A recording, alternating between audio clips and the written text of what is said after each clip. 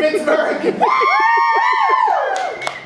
Thank you very much for being here. It's actually the deal CC with 2 C's. Oh, thank you. I didn't want to correct you from off stage because that would be heckling, and that's a sin. It is. All right, I want to apologize to you all first off. At the beginning of the earlier show, I came out with my notebook, you know, in case I needed any jokes, and then I got really pumped up as like a wrestler thing, and then I just tore it in half like a phone book. It wasn't as impressive, and that was where I kept all of my jokes. Managed to salvage this. This is the list of all of my jokes, so there's still going to be comedy tonight, so don't worry, we're still gonna have a lot of laughs. Everyone excited for jokes? Yeah! Fuck!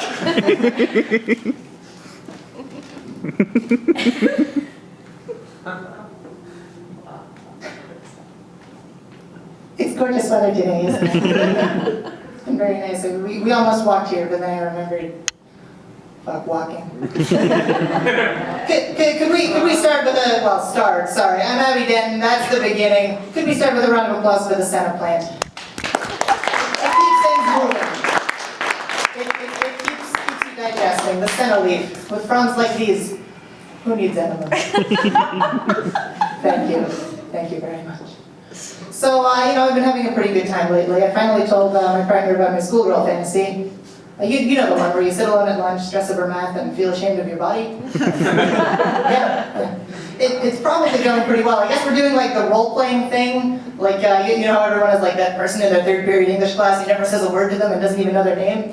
And I haven't heard from them in weeks, so we're doing great. Yes, sir, it has been a quiet week in Lake Wobegon, my hometown.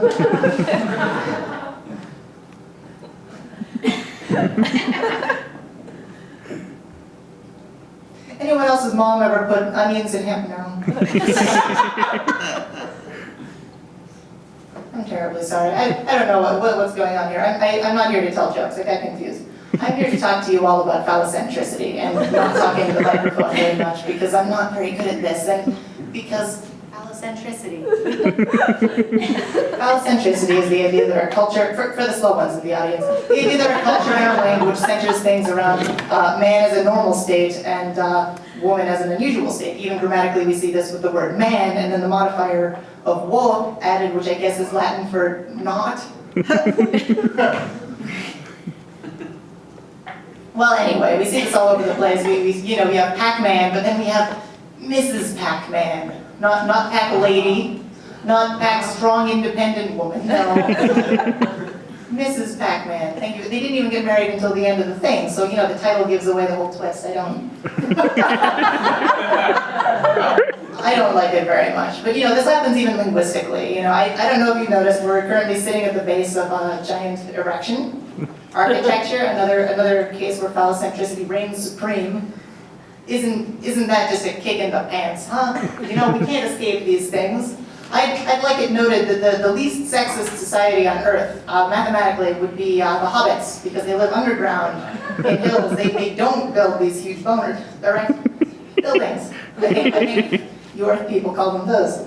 You know, we don't really see any lady hobbits in the movies or the books or even in really much fan fiction, but I'm sure they're there. They're probably off holding public office, running large multinational corporations,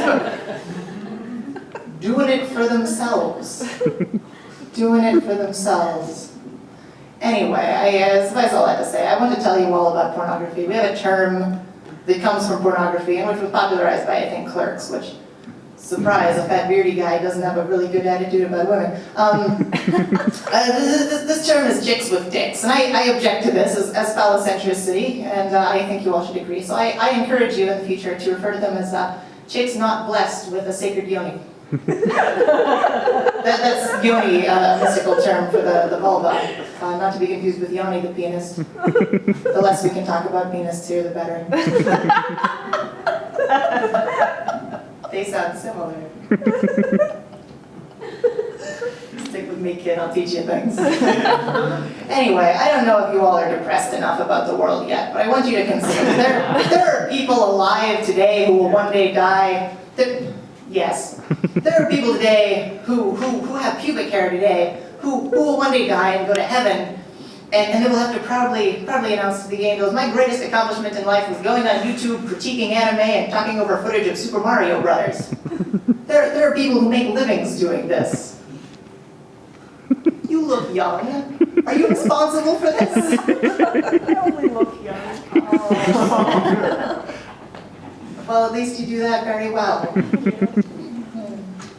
It's a tragedy. And to go back to The Hobbit, just generally our media is a complete mess. Okay, I don't know if anyone saw the most recent Hobbit movie. It's very disconcerting, and I think the reason, at least for me, was that you have all these dwarves, ancient warriors, the elves I can understand, but you have these dwarves and these hobbits, and all of them had their eyebrows immaculately waxed by the same stylist. Where did they find time for this? I don't know. Everything in that movie is too perfect. A man manages to roll down the side of a river in a barrel, bounce on either side of the river, and disarm like 7 orcs without really trying or doing anything. And what I think it comes back to is the Matrix, which is the source of pretty much all problems in my, the source of most of the problems in my Philosophy 101 class. Basically, there was a movie about people who lived inside of a computer and could download into their brain little programs that made them like the ultimate kung fu master or whatever. Oh, that's how you use a microphone. Oh. Whereas The Hobbit was not. I'd like this to be clear. There are no computers in The Hobbit. There are no kung fu programs. They shouldn't be magically knowing what to do. Maybe Gandalf.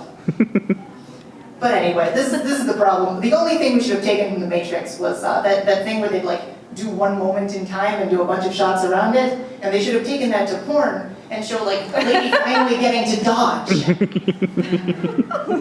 would have revolutionized. Pornography is a type of film where people copulate on. I can see some people aren't too familiar with this. Good for you. I'll let your parents know. They'll be proud.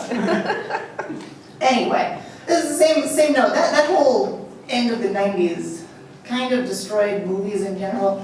I don't know if anyone remembers a film called Office Space. If you do, I'm actually not in the least surprised because every fucking person in every fucking office in this entire country quotes every line throughout that movie every day. I've only seen the movie once. I can recite it in its entirety thanks to my coworkers. That movie came out 16 years ago. I think we can be done. Can we please be done? Old overdone jokes are my second least favorite thing in the world, and I'd like you, since you're my new friend, to guess what my least favorite thing is. This is called a segue. I don't know. All I can think about is the desire to beat up printers. Sorry. You know what? Printers are my third least favorite thing, so I'm not surprised. Fuck those things. But actually, my least favorite thing, microphone. I'm gonna learn this one of these days. Anyway, my least favorite thing is stolen jokes. I just wanted to get that on the table because, I don't want anyone thinking that I'm gonna do something like that. Anyways, anyone ever noticed there's 7 words you can't say on television? Obama looks like he eats good pussy. 7. Count them. Everyone thinks it, nobody says it. You ever notice there's 130,000 words you can't say on North Korean television? No, but seriously, I love this woman. No, I love this country like a woman. I love this woman like a country, from a distance and without ever saying it, because then people will serve you worse in restaurants and they'll say, you dumb American people. But I love this country like a woman in the sense that I don't tell anyone, because then they'd probably judge you harshly. Maybe my experiences in high school have biased me unfairly.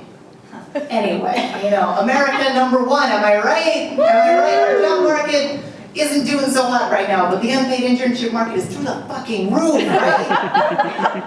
Yes, it's pretty good times. I always knew as a kid that I was going to have to work really hard and screw my way to the top. No, I dedicated myself from an early age to my studies, and I've become the first member of my family to make it through college.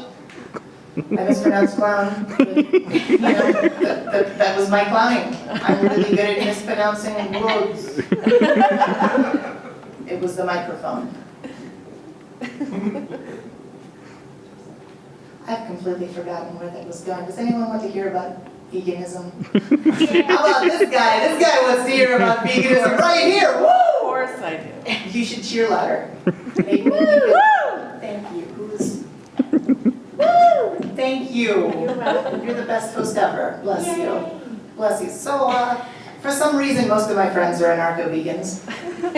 I have no idea why, because my main hobby is using money to buy steak. But, you know, there they are. There they are. You can't pick your friends. You can only pick your nose and your enemies. Something like that. Something like that. Anyway, one of my friends, they're always posting like weird political things on Facebook, and I do mean weird, you creepy fuck. Check out. And one day, one of these friends posted an image macro of like a lady breastfeeding a goat with the caption, because drinking another animal's breast milk is just wrong. Which, first of all, do you have to specify it's breast milk? There's no other relevant kind of milk. You're not going to say, don't drink another animal's soy milk, that's expensive. What? Almond milk. Oh, well, I mean, I could see someone stealing a goat's almond milk, and that's pretty behavior, so I stand A corrected. giraffe's almond milk, you could definitely, that's a plausible. They wouldn't be able to see you until it was too late. I like it. Freaking giraffes, I hate the bastards. They'd be a lot harder to breastfeed, too. They'd be harder to breastfeed while hugging, which I think is sort of an essential part. Is that, I've never done it. Anyway, my second objection to this is it wrong? I don't know if you've noticed, our country is in a recession, okay? We need more job creators, not less. If this has to be the new industry to bring this country out of its economic quagmire, then so fucking be it, okay? I don't know if you've ever heard a goat bleat. They sound just like a dude saying bleh. They would probably ask for milk if they wanted it. If they did, it would be fucking terrifying. Please give me milk.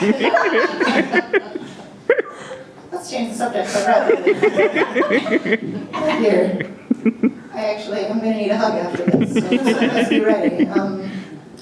Yeah, so anyway, you know, I just like to tell you all about my most peculiar behavior. And I had a glove to illustrate this. It's in my coat, it's gone now. Let's just pretend I'm wearing a glove. You know, when I was young, it was the 90s, everyone was terrified of AIDS. As a result of which, even when I would be making out with people of the lady persuasion, I would generally have rubber gloves on hand, you know, just in case I might have a cut on my hand, whatever. And that just became a habit. I ended up buying in bulk like 5,000 rubber gloves. And at the rate I've been having sex, I should run out of them by the year 7,000. So that's something to look forward to, right? Trying to get them to go through faster, even if I'm boning a dude, right? I insist that they go with the glove instead of a condom. They're marginally cheaper. You know, they're not lubricated, but that's not a problem. The problem is most people don't go for this. You know, they're like, it doesn't fit right, because most of the men I date are Droopy the dog. I just really like talking like Droopy the dog. But the way I see it, it's not, you know, it might cheat me out of boning in the short term, but in the long term, eventually I'll find someone with 5 penises. And you know, I'll revolutionize biology, you know? It's go, well, I'm gonna let Missy come back on in a few seconds, but I want to tell you some things about myself before I go. I want you to know that, you know, I've been practicing safe sex for a long time, and I'm getting pretty good at it. I've been practicing safe sex for a long time, and it's no wonder I keep getting kicked out of the bank. Here's Missy!